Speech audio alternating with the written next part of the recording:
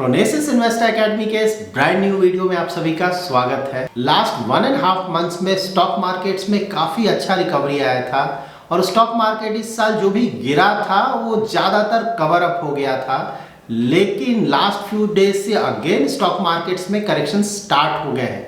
तो इस वीडियो में हम डिटेल में जानेंगे कि वो कौन से रीजंस हैं जिसके कारण स्टॉक मार्केट्स में करेक्शंस आ रहे हैं और इस तरह का करेक्शंस हम और कितना एक्सपेक्ट कर सकते हैं और एज अ इन्वेस्टर हमारा इन्वेस्टमेंट स्ट्रेटजी फिलहाल क्या होना चाहिए।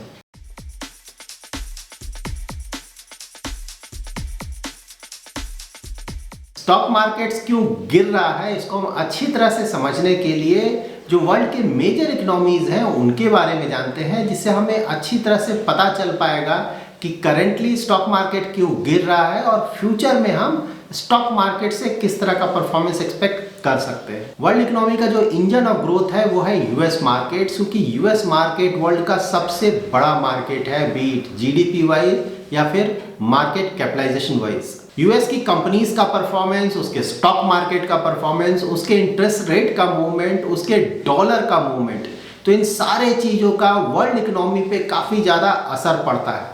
फिलहाल यूएस में दो चीजें ऐसी हो रही हैं जिसके कारण इंडियन स्टॉक मार्केट्स पे भी उसका काफी असर पड़ रहा है।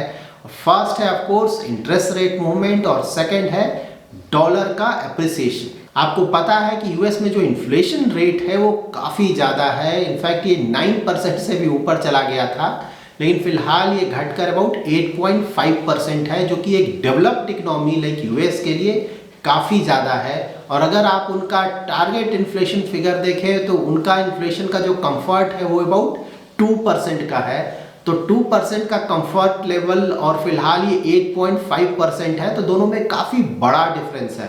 एंड बिकॉज ऑफ दिस हम ये एक्सपेक्ट कर सकते हैं कि जो यूएस का सेंट्रल बैंक है दैट इज फेड रिजर्व, वो अभी भी इन कमिंग फ्यूचर काफी तेजी से इंटरेस्ट रेट्स बढ़ाएगा। यूएस फेड ने 2 बार ऑलरेडी 75 बेसिस पॉइंट से इंटरेस्ट रेट बढ़ाया हुआ है और उम्मीद है कि this week again fed about 75 basis point से इंटरेस्ट रेट बढ़ाएगा। और अगर आप यूएस का 10 ईयर यील्ड देखें तो वो भी काफी तेजी से बढ़ा है, ये फिलहाल 2.99% है, that is almost equal to 3%। So यहाँ पे यूएस का इंटरेस्ट रेट बढ़ रहा है और साथ ही उसका करेंसी भी अप्रिसिएट कर रहा है, तो ये दोनों factors emerging economy like India के लिए अच्छा नहीं है। इंडियन स्टॉक मार्केट्स में जो रिकवरी आया था रिसेंट टाइम्स में, उसका एक बहुत बड़ा रीजन था कि एफआईआईज ने फिर से इंडियन स्टॉक मार्केट्स में इन्वेस्टमेंट स्टार्ट कर दिया था, लेकिन अब ये जो करेक्शंस आ रहे हैं स्टॉक मार्केट्स में उसका एक बड़ा कारण अगेन ये है कि एफआईआईज फिर से अपना पैसा इंडियन मार्केट से निकाल रहे हैं। यूएस इकोनॉमी के साथ एक बड़ा प्रॉब्लम ये हो सकता है कि अगर उनका इन्फ्लेशन कंट्रोल में नहीं आता है और इंटरेस्ट रेट इसी तरह से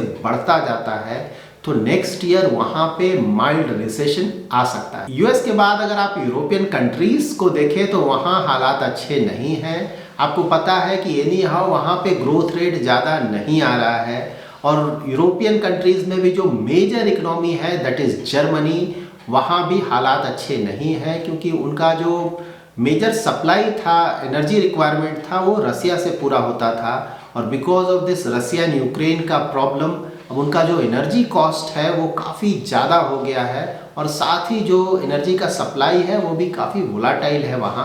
सो बिकॉज ऑफ दिस उनका जो इकोनॉमी है वो भी बुरी तरह हिट हो रहा है। और अगर आप यूरो जोन के दूसरे मेजर इकोनॉमीज को देखें लाइक फ्रांस, इटली या फिर दूसरे मेजर इकोनॉमीज, तो वहाँ भी हालात अच्छे नहीं हैं और आप एक्सपेक्ट कर सकते हैं कि इन कंट्रीज में जल्दी ही रिसेशन आ जाएगा। और अगर आप यूके को देखें तो वहाँ भी इन्फ्लेशन काफ़ी ज़्यादा है, इनफैक्ट जुलाई का इन्फ्लेशन 10.1% है और ये एक्सपेक्ट किया जा रहा है कि वहाँ का इन्फ्लेशन 13 to 14% तक जा सकता है। वर्ल्ड के एक और major economy that is China को अगर आप देखें तो वहाँ पे हालात अच्छे नहीं हैं। चाइना का ग्रोथ रेट अमंग कंट्री सबसे ज़्यादा हुआ करता था, बट फिलहाल उनका ग्रोथ फॉल्टर कर रहा है और उसका बहुत बड़ा रीज़न रहा है उनका जो रियल एस्टेट है वो बुरी तरह से हिट हुआ है और साथ ही उनका जो जीरो टॉलरेंस टुवर्ड कोविड है वो भी एक बड़ा इशू है।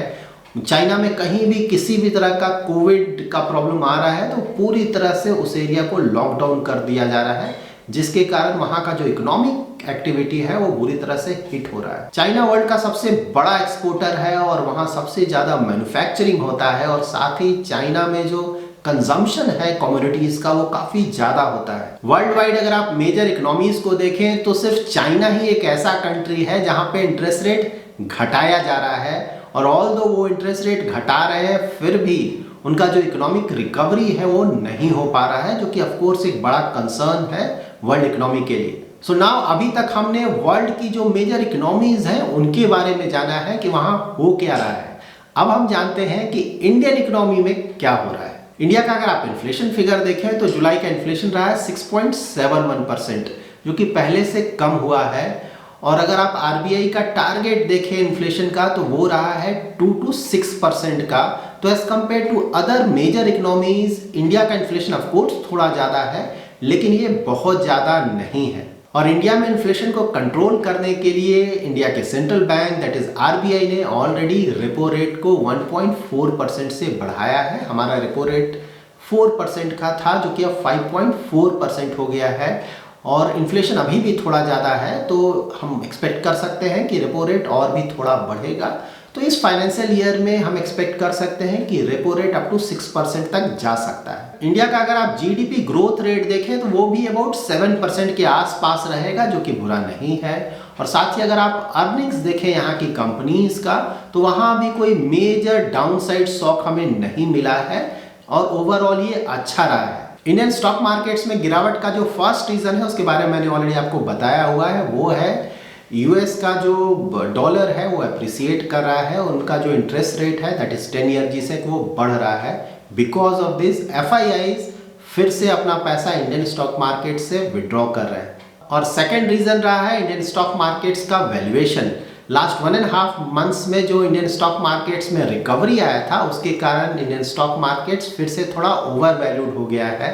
निफ्टी 50 का अगर आप valuation that is price to earning ratio देखें तो वो अब 21 से भी ज़्यादा हो गया है, जो कि लॉन्ग टर्म एवरेज से ज़्यादा है। और जब भी स्टॉक मार्केट्स का वैल्यूएशन ज़्यादा होता है तो उसमें थोड़ा प्रॉफिट बुकिंग होता है, बट ओवरऑल अगर आप देखें तो Indian economy as compare to other major economies in the world better placed है। हमारा इन्फ्लेशन ज़्यादा नहीं है, हमारा इंटरेस्ट रेट भी काफ़ी ज़्यादा नहीं बढ़ेगा, जिसके कारण हमारे यहाँ रिसेशन आने के कोई भी चांसेस नहीं है। और साथ ही इंडियन इकोनॉमी के लिए जो सबसे बड़ा हेडेक होता है वो होता है हमारा क्रूड ऑयल इंपोर्ट्स, जो कि ऑलमोस्ट 80% हम अपने रिक्वायरमेंट का इंपोर्ट करते हैं। तो हमने देखा है कि जो वर्ल्ड के मेजर इकोनॉमीज हैं वहाँ पे कोई बहुत ज़्यादा ग्रोथ रेट नहीं आने वाला है नियर फ्यूचर में।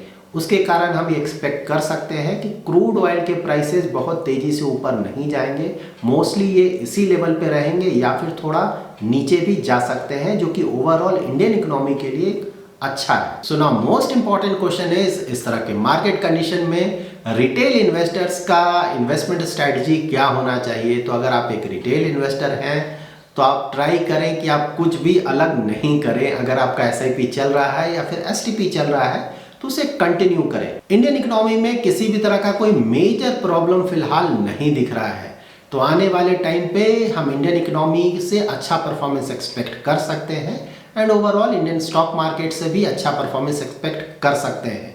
लेकिन आप हमेशा ये ध्यान में रखें कि स्टॉक मार्केट्स में कभी भी 5 to 10% का करेक्शंस हो सकता है। ये एक नॉर्मल गिरावट होता है, तो ऑफकोर्स ये कभी भी हो सकता है, तो ये अभी भी हो सकता है। लेकिन कोई बड़ा गिरावट आप एक्सपेक्ट फिलहाल नहीं करें, लाइक 15-20%।